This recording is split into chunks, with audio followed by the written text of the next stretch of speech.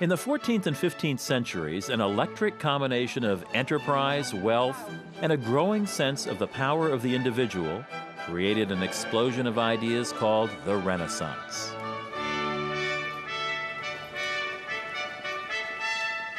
A trip to Florence is more than a tour of a famous city and its art. It's a trip to another time.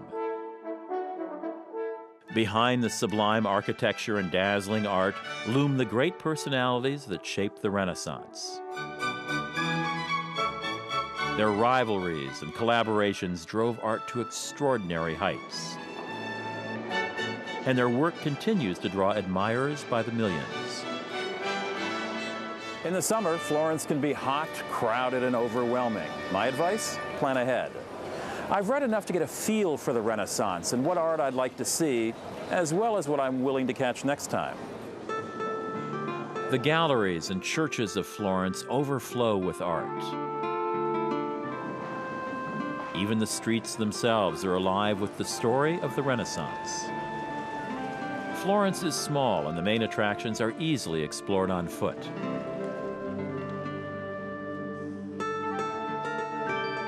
I'm headed to the center of town along the dark back streets and alleys that still evoke the Middle Ages. For almost 1,000 years after the fall of the Roman Empire, Europe struggled through the Middle Ages. Barbarians regularly pillaged towns. Independent city-states fought brutal battles against each other. Disease, starvation, and poverty took many lives. But even in those harsh times, markets filled the streets. Now, as then, the cries of vendors and the buzz of shoppers reverberate in the streets and alleys. No matter where you wander, you're never far from one of Florence's many open-air markets. It's no surprise the Florentines know how to throw a good market. They've been doing it for centuries. It was precisely this, commerce and trade, that transformed Italy in the Middle Ages. Italian merchants opened trade routes to the east. Money and new ideas flowed into Europe. This market, the Mercato Centrale, is the largest and most entertaining. Now, how do you say hat in Italian? Cappello. Cappello. Oh, that's easy. That's cappello. So this is a Borsellino cappello. Yes. But it was textiles, not hats, that made Florence's fortune. By the 13th century, Florence became the wealthiest of the Italian city-states, wealthier than most countries. Capitalizing on all this trade was a family of bankers named the Medici. Their austere palace dominates this area of town. While never official rulers of the quasi-democratic Florence, because of their wealth and prestige, the Medici held the reins of power. Cosimo de' Medici, the elder, was a consummate businessman and politician. He was a kind and modest man revered by the people. His grandson Lorenzo the Magnificent swept the people of Florence off their feet with his personal charm, political savvy, and love of the arts. Lorenzo opened a school for sculptors and painters in his garden. One day, he discovered a boy with exceptional talent and invited him to live at the Medici Palace. His name was Michelangelo, and Lorenzo raised him like a son. Their wealth gave Florentines something new, confidence. Their focus shifted from life after death to life in the here and now, from the divine to man. And this new way of life demanded a new philosophy.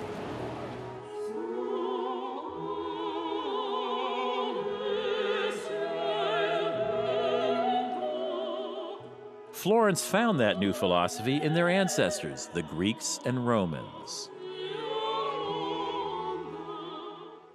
They adorned the Piazza della Signoria in front of their town hall with art that reflected their ideals: beauty, reason, the grandeur of the human form.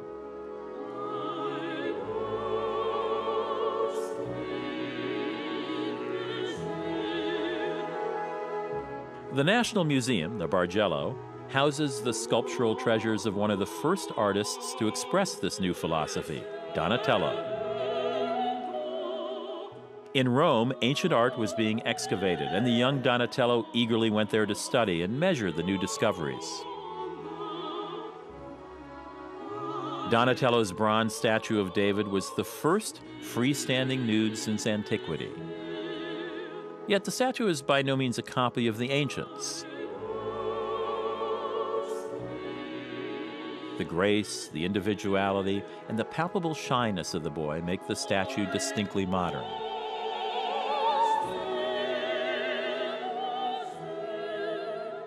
To our eyes, there's nothing so revolutionary about these statues and busts, but their realism astonished the citizens of Florence. The darkness of the Middle Ages lifted and an explosion of art was underway. Suddenly there were artists everywhere. One famous poet of his time said so many people were writing poetry that soon even the cows would low in verse. I'm off to Florence's left bank to see where all these artists came from. On the other side of the Arno River is the area of town known as the Old Arno. To get there, we cross the lovely Ponte Vecchio. In 1345, when the bridge was built, butchers, blacksmiths, and tanners crowded it. A couple of hundred years later, the ruler of Florence took a walk across the bridge and found the sights and smells repulsive. He evicted the lot and allowed only goldsmiths on the bridge, where they remain today.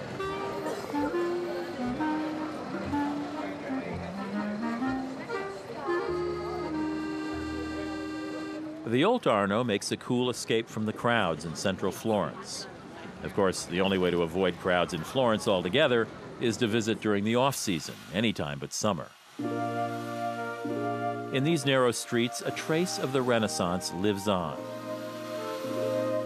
Many artists in Renaissance Florence were craftsmen.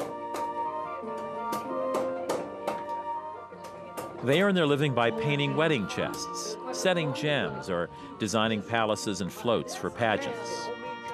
The famous Renaissance artist Leonardo da Vinci decorated stables and even designed women's girdles.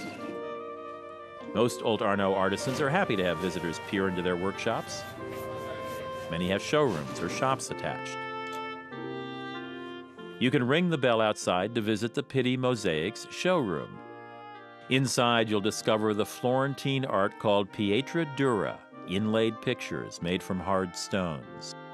This one is a typical Florentine handcraft that started around 16th century with the Medici family. They were stone collectors. Having all these stones, they wanted to do some tables. So a table like this, how is all this put together? How is it made?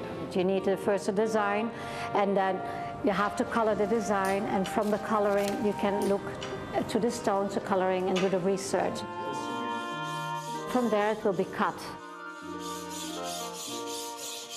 And then it's glued with a kind of wax. They use a hard wax. And how long would it take to make this table? 6 months, several people, 3 people. And it would sell for approximately? This one particularly goes for 28 million lira, so that's about $14,000. It's really beautiful.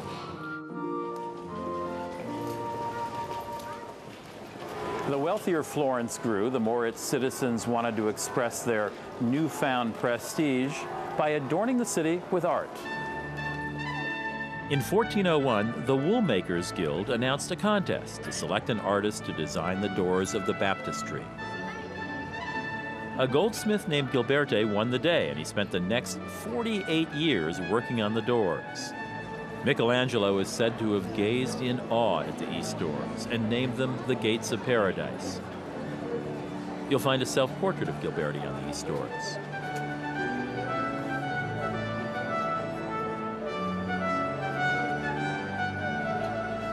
Just across from the baptistry is the Cathedral of Florence, the Duomo. In 1420, Florence conducted a competition to build a dome for the unfinished cathedral. A committee of architects and officials sat around a table arguing about how that could be done. Frankly, they were terrified. A dome that big hadn't been built since the ancient Romans. Then an architect, Filippo Brunelleschi, pulled out an egg and passed it around the table. "Make this stand on its end," he said. Everyone tried, but they failed. When the egg came back to Brunelleschi, he did this. "Well," scoffed the other architects, "we could have done that." "Yes," said Brunelleschi, "but you didn't." He got the job.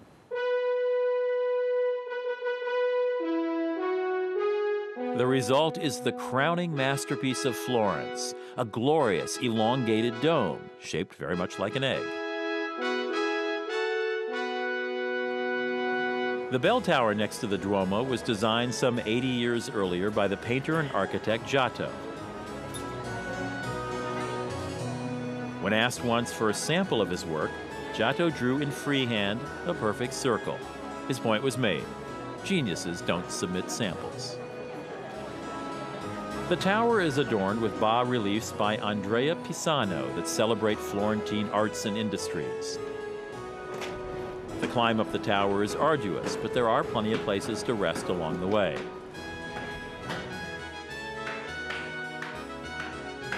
From the top, you can survey all of Florence and gaze across at Brunelleschi's masterpiece.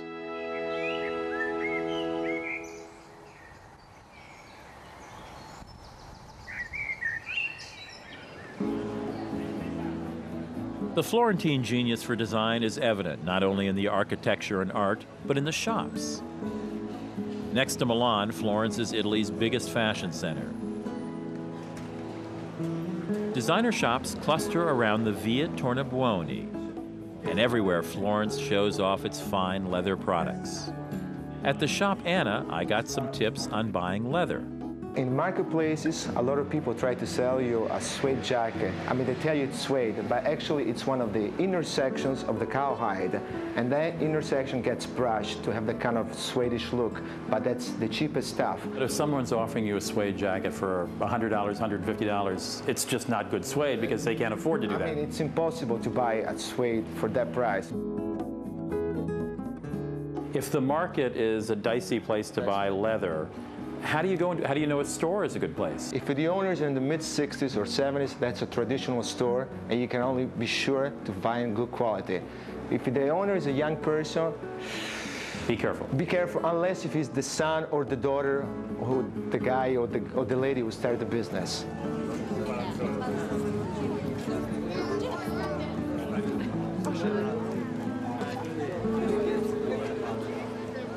When the crowds and long lines for museums start to get you down, check out the churches.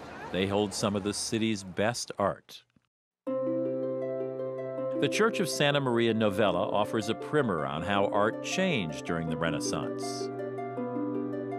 Simple, playful forms, squares and circles, and elegant green and white marble enliven this mid-15th century facade.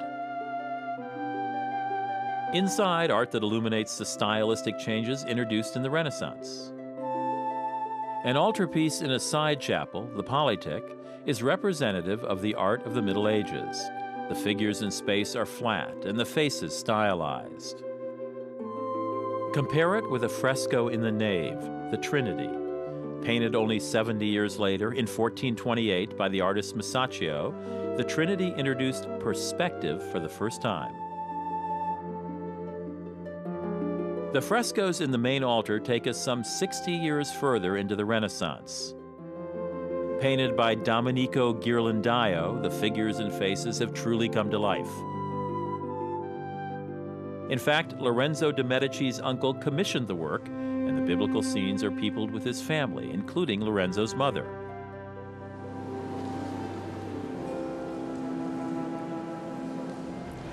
When he tired of the heat and the crowded cities, the Renaissance man grabbed his horse and headed off to the Tuscan countryside. I'm off on a leisurely day trip from Florence in search of two of the brightest stars of the Renaissance, Lorenzo de' Medici and Leonardo da Vinci.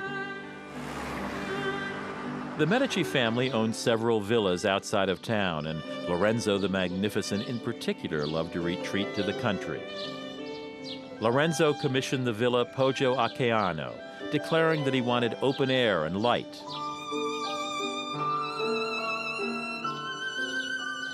The portico on the villa resembles a Greek temple, and the frescoes in the upstairs drawing room depict stories of the Medici family in the guise of Roman heroes. In addition to being a banker and a statesman, Lorenzo was a poet and a scholar. He gathered the most famous artists and thinkers of the Renaissance around him. At the villas, they drank wine and debated the qualities of the ideal man, utopia, and the immortality of the soul. Their group was called the Platonic Academy, for they loved discussing Greek philosophy, most particularly Plato.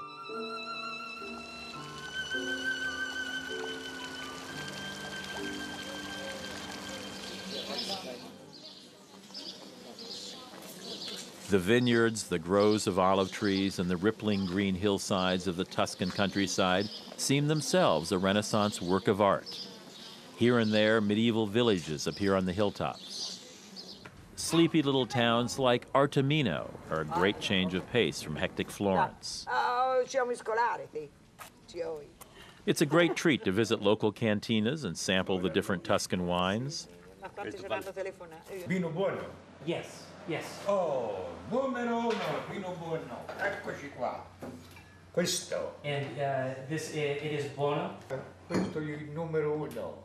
Okay. Di qualità. Yes, I would like that one then. Oh, questo trincare. The villa pictured on the bottles is another Medici villa just east of Artemino, known for its profusion of chimneys. Several kilometers from Artemino lies the town of Vinci. It was here that Leonardo da Vinci spent his youth, the illegitimate son of a clerk and a peasant woman. Leonardo epitomizes the Renaissance man. In addition to being a painter, he was a sculptor, engineer, architect, and scientist. He sketched designs for hundreds of inventions in his lifetime, and this little museum has created many of them.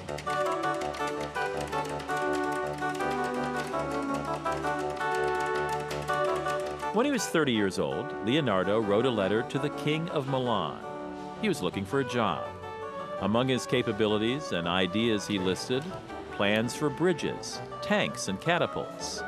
He offered to build buildings, construct water lines, and execute sculpture in marble, clay, or bronze. What couldn't he do? Naturally, he got the job. Imagine the early 16th century mind trying to come to terms with Leonardo's plans for a helicopter, water skis, or a bicycle.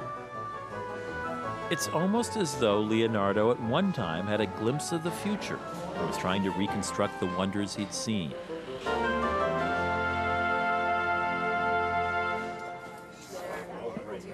Back in Florence, the heat has subsided. For a lively Florentine night, I'm headed back to the Old Arno. Plenty of great restaurants are tucked away in these streets, from trendy spots that feature regional cooking to mom-and-pop trattorias. Talk to me about the menu. At the family-run Trattoria La Baracchiuola, I'm taking a Renaissance approach and experimenting with a little of everything. In Italy, a traditional meal has 5 courses. An appetizer, Lovely, thank you. followed by a primo, a first course of pasta or rice. The secondo, or second course, is meat or fish. Afterwards, some formaggio, cheese. Then finally, a dolce, a dessert, and some coffee. Mamma mia!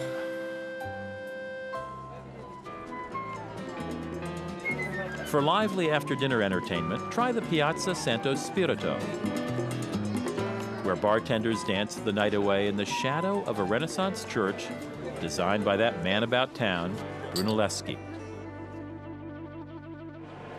Early the next morning, I'm ready to take on the museum of all museums.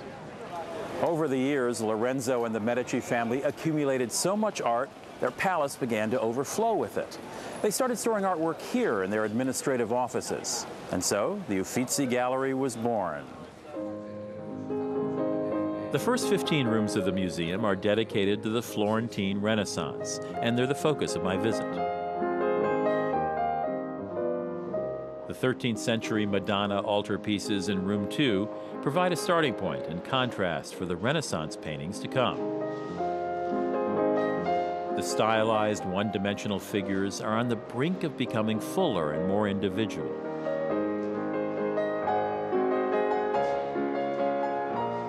The portrayal of individuals may well have reached its zenith in the work of Leonardo da Vinci. His unfinished Adoration of the Magi is strikingly modern. So brilliant, so rich with ideas, Leonardo often left his work unfinished. He felt that his hands could never adequately express the perfection of his ideas. All but ignored until the late 19th century, the Botticelli paintings are now the most popular in the gallery. Sandro Botticelli and Lorenzo de' Medici were fast friends. The painter partook in Lorenzo's roundtable discussions of Plato and the ancients. Secular themes and the legacy of ancient Greece are clearly on display in his work. He peopled his ideal world with his friends, Lorenzo in particular. The model for Venus is thought to be Simonetta Vespucci, the mistress of Lorenzo's brother and a renowned Florentine beauty.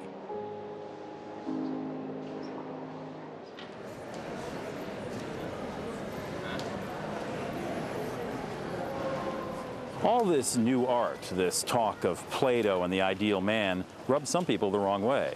A monk named Savonarola preached here at the Duomo to a fervent crowd of about 10,000 people. He denounced the pleasure of the senses and the love of art. Savonarola organized a huge bonfire of the vanities right here in the Piazza della Signoria to burn frivolous items like hair ribbons, mirrors, and books. Botticelli offered his own paintings to be burned on the bonfire. Many of Lorenzo's artist and philosopher friends repented. Some went to monasteries. Lorenzo died soon afterwards, and the golden age of the Florentine Renaissance came to an end. I myself am staying at a monastery on this trip to Florence. Okay, so it isn't exactly roughing it. The Villa San Michele is one of the most magnificent hotels in Europe and is priced accordingly. The rooms feature canopied beds, terracotta floors, and period furnishings. This former 15th century monastery is incredibly picturesque. I mean, how can you go wrong when Michelangelo designed the facade of your hotel? Located several minutes outside of Florence on a hill overlooking the city, the hotel has its own shuttle bus to make the trip to town. And in the hot summer, nothing beats this cool, wooded retreat. This Renaissance man has fulfilled his quest. I've found perfection, the ideal vacation spot. There's really nothing more to say. Well, actually, there is one more story. The Renaissance is said to have culminated in this work of art, David by Michelangelo. David was carved from a huge leftover piece of ruined marble. When the statue was completed, the mayor of Florence admired it, but complained to the artist that the nose was too big.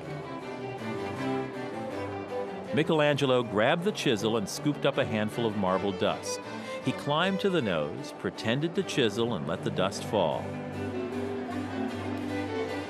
Much better, the mayor exclaimed. It really comes to life now.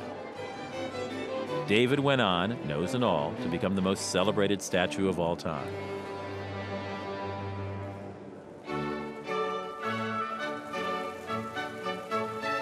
The 19th century American novelist Henry James wrote, "Florence isn't yet extinct. It still works spells and almost miracles." The miracle of the Renaissance is still very much alive. Our philosophy, our desire to excel, our belief in the power of the individual.